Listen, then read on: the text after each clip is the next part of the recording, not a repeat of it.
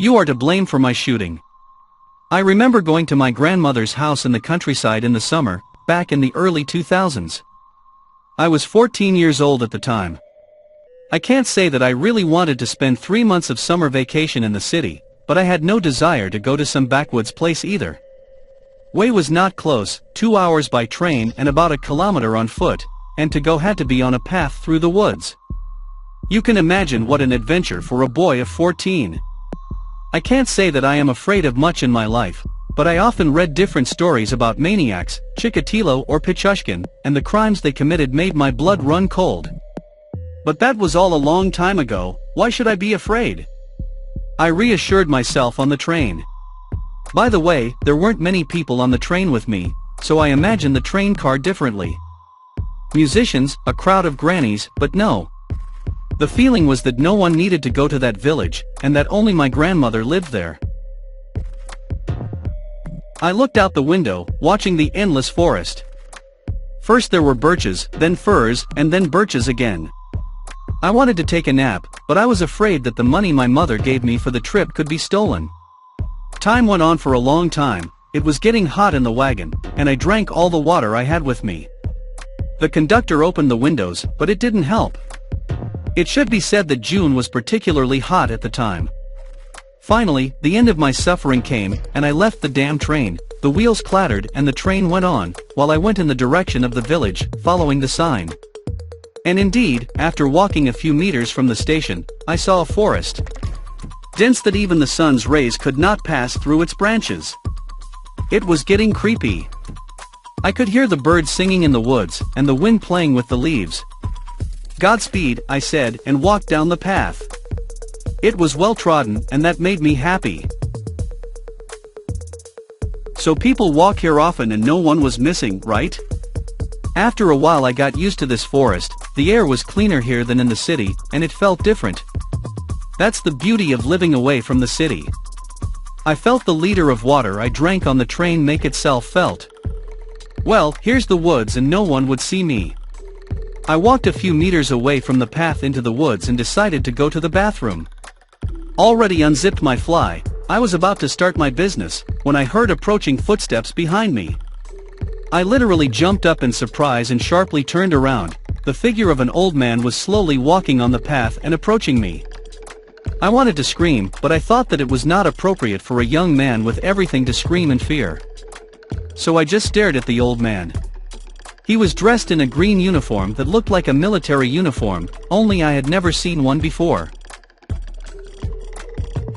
Behind his back was a big backpack, with the sound of cutlery in it, spoons banging against each other. His pants were dirty. It looked like the old man had fallen down on the road. There wasn't even a big hole in his knees.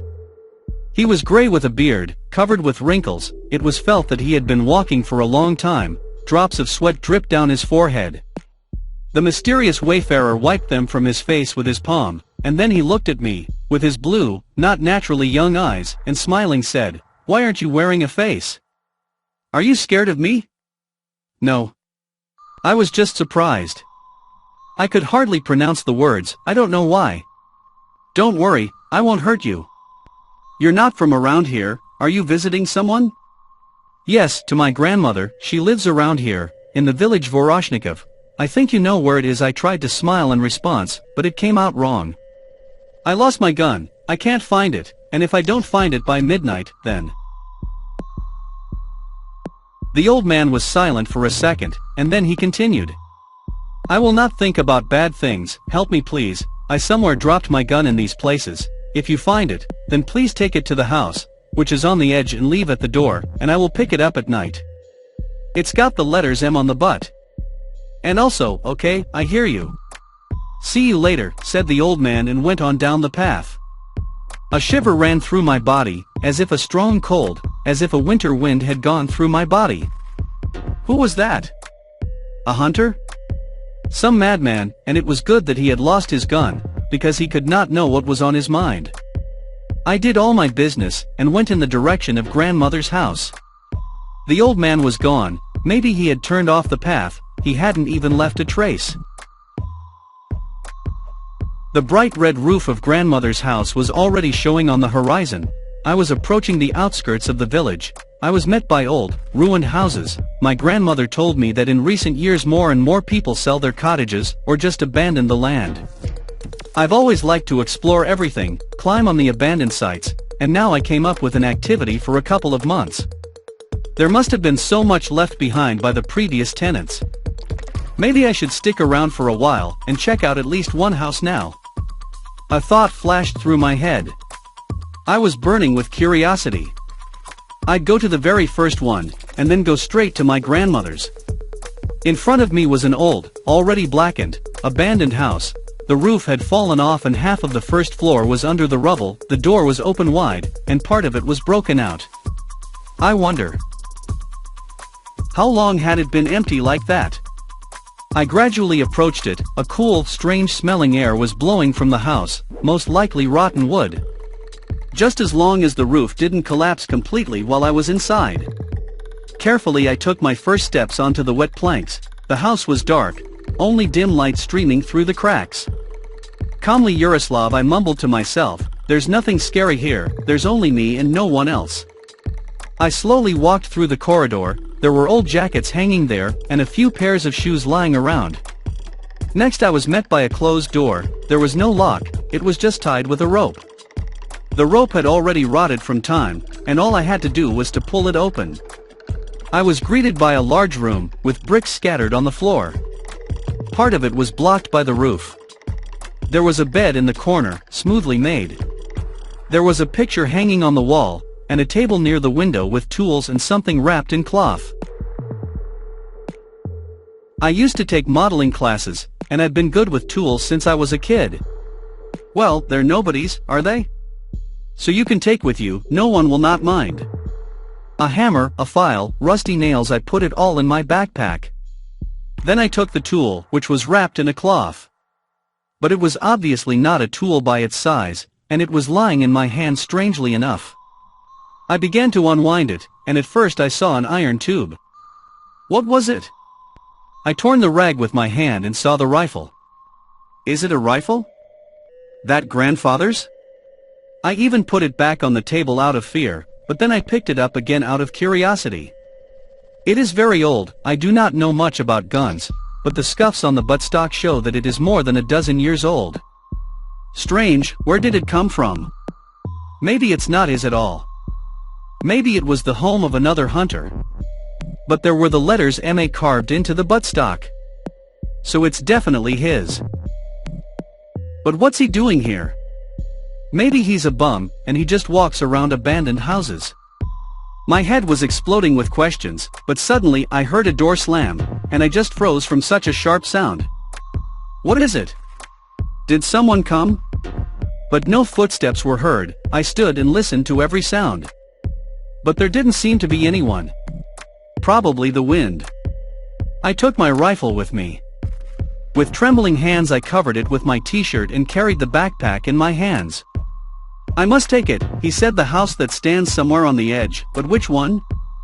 Maybe I will take it to the wrong place, and then the police will call, and I will be arrested. It would be better to give it to him, if I see him.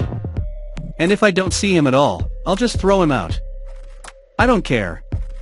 I quickly pulled myself together and ran out of the house. It wasn't crowded right now, so no one saw me here. I couldn't help thinking that I was holding a real gun in my hands right now.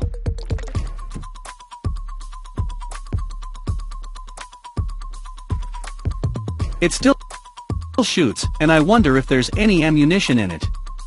I had to take a good look, because it was dark in the house. Maybe I hadn't noticed something. Not reaching the grandmother's plot, I took out my backpack, and again looked at this artifact. How beautiful it is, after all. I wish someone would take a picture of me with it. I should leave it somewhere. My grandmother has a shed.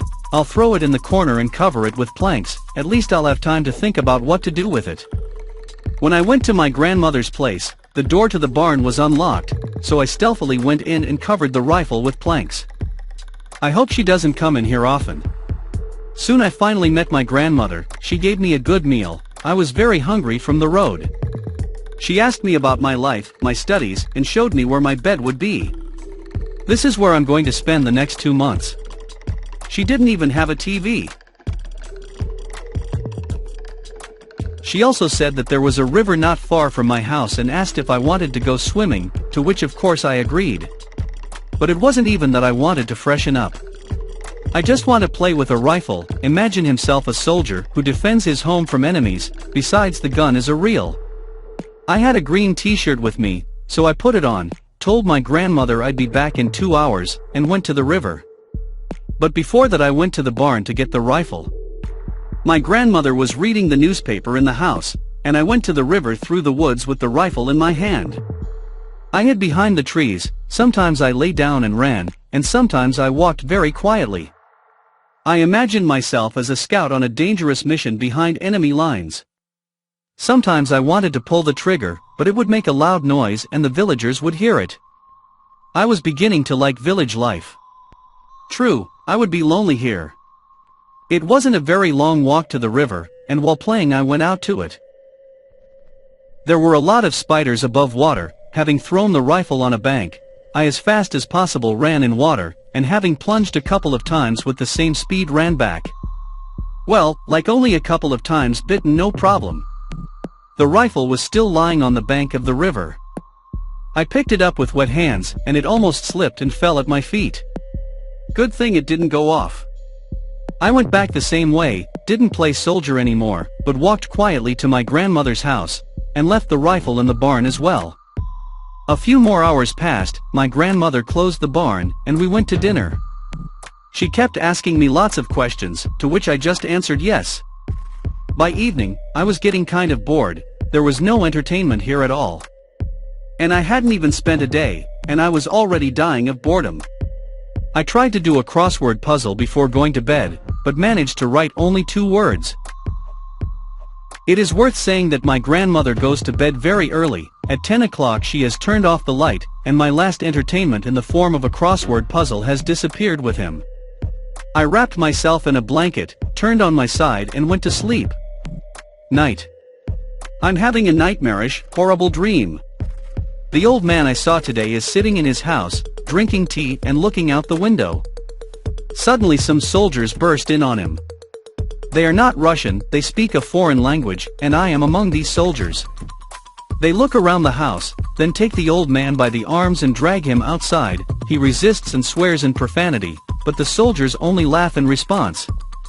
After dragging him out of the house, they throw the old man near the porch. He hits his head and red blood begins to flow from his forehead. The soldiers laugh even more. The old man looks at them angrily, and then turns his gaze to me. I want to scream, to hit the soldiers, but I can't. I just stand there. Then one of the soldiers lights a cigarette. The old man asks him for one, but the old man stabs him in the face with his foot. He is already on his knees, his face slowly filling with blood. Next, one of the soldiers pulls a pistol from his pocket, twists it in his hand, and then puts it to the old man's temple. I want to throw myself at him, but I still can't. Damn you fascist freaks, the old man yells, and a shot rang out. His body falls and blood spurts from his head to the ground. The soldiers still walk away laughing somewhere in the distance, and I am left looking at the dead body. The sky was sharply darkened, covered with strange shades of red. It seemed that the already dead body of the old man suddenly stood up and walked slowly toward me. Stepping back, I stumbled over a tree root, and the old man, all pale, with bloodshot eyes, took me by the throat and began to choke me. Black smoke comes from his mouth. And he mutters, in an unnaturally low voice.